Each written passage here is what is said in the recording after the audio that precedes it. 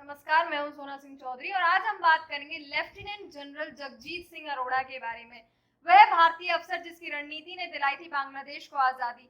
पूरी दुनिया जानती है कि साल 1971 में बांग्लादेश को पाकिस्तान से जो आजादी मिली, उसमें भारतीय सेना पूर्वी पाकिस्तान में रह रहे आम लोगों के लिए पाकिस्तान के खिलाफ खड़ी ना होती तो शायद आज बांग्लादेश आजाद ना होता। आज भी बांग्लादेश में उन भारतीय अफसरों और सैनिकों को सम्मान मिलता है जिनके हौसलों और बुलंद इरादों ने उन्हें स्वतंत्रता दिलाई। इस फेहरिस्त में जनरल सैम मानेकशॉ के साथ एक और महत्वपूर्ण नाम है लेफ्टिनेंट जनरल जगजीत सिंह अरोड़ा। एक इंटरव्यू के दौरान जनरल मानेकशॉ ने कहा था, साल 1971 में वाहवाही भले ही मेरी हुई, पर असली काम को जग्गी यानी कि जगजीत सिंह ने किया था। जब भारतीय सेना ने ईस्ट पाकिस्तान को आजाद कराने के लिए ऑपरेशन शुरू किया तो उसका नेतृत्व जगजीत सिंह ने किया। इस ऑपरेशन के शुरू होते ही भारत और पाकिस्तान के बीच तनाव बढ़ गया।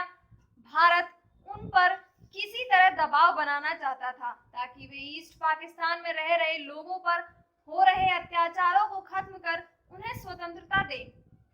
हालांकि भारतीय सेना को ये भी आदेश थे कि किसी भी कीमत पर पाकिस्तान के साथ युद्ध की नौबत नहीं आनी चाहिए, पर पाकिस्तान ने उनके जवाब में सिर्फ आक्रमण ही किए।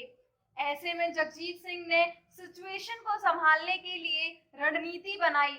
उन्होंने सेना को छोटी छोटी टुकड़ियों में बांटकर अलग अलग रास्तों से पाकिस्तान की सभी महत्वपूर्ण पोस्ट पर कब्जा करने का आदेश दिया। उनकी रणनीति इतनी मजबूत थी कि चंद दिनों में ही भारतीय सेना ढाका तक पहुंच गई। अपनी सेना की अत्यधिक क्षति होते देखकर और भारतीय सेना के पाकिस्तान में बढ़ते कदमों को देख पाकिस्तान के तत्कालीन लेफ्टिनेंट जनरल आमिर अब्दुल्ला खान नियाजी ने अपने कदम पीछे हटाने का फैसला लिया।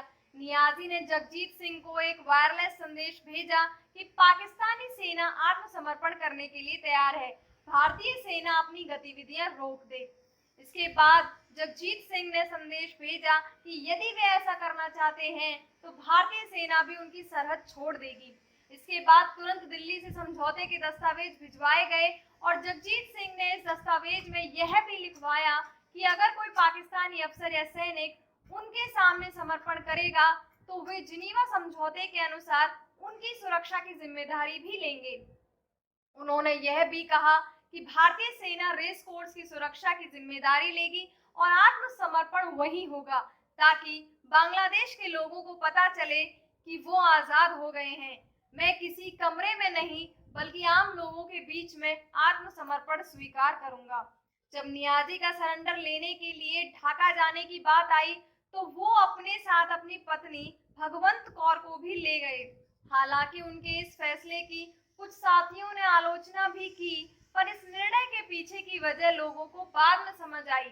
दरअसल इस पूरे वाक्य में ना जाने कितनी महिलाओं के साथ अमानवीय व्यवहार हुआ था, इसलिए वे चाहते थे कि एक महिला ऐतिहासिक घटना की साक्षी बने और पूरी दुनिया को संदेश मिले कि हम मानवीय मूल्यों का सम्मान करते हैं। एक महिला को ले जाना बताता है कि हम महिलाओं का सम्मान भी करते हैं। एडमिरल कृष्णन ने अपनी आत्मकथा अ सेलर्स स्टोरी में लिखा, ढाका के रेस कोर्स मैदान में एक छोटी सी मेज और 2 कुर्सियां रखी गई थी जिन पर जनरल अरोड़ा और जनरल नियाजी बैठे थे। मैं, air marshal Devendra general Sagat Singh और जनरल जैकब पीछे खड़े थे। आत्मसमर्पण के दस्तावेज की 6 प्रतियां थीं जिन्हें मोटे सफेद कागज पर टाइप किया गया था। समर्पण के कागजात पर नियाजी ने पहले अपने पूरे हस्ताक्षर नहीं किए और सिर्फ एक ही निया लिखा, पर जगजीत सिंह ने उन्हें पूरे हस्ताक्षर करने के लिए कहा और जैसे ही नियाजी ने यह किया बांग्लादेश आजाद हो गया। यह करते हुए जनरल नियाजी की आंखों में आंसू आ गए थे। नियाजी ने अपने 93,000 सैनिकों के साथ समर्पण किया और इस तरह 16 दिसंबर 1971 को बांग्लादेश का जन्म हुआ। आज इतने सालों के बाद भी बांग्लादेश के लोग जनरल जगजीत सिंह अरोड़ा का नाम नहीं भूले हैं। उस समय बांग्लादेश के विदेश मंत्री मुर्शीद खान ने भी यह कहा था, जगजीत सिंह को बांग्लादेश के इतिहास में हमेशा याद रखा जाएगा। जय हिंद।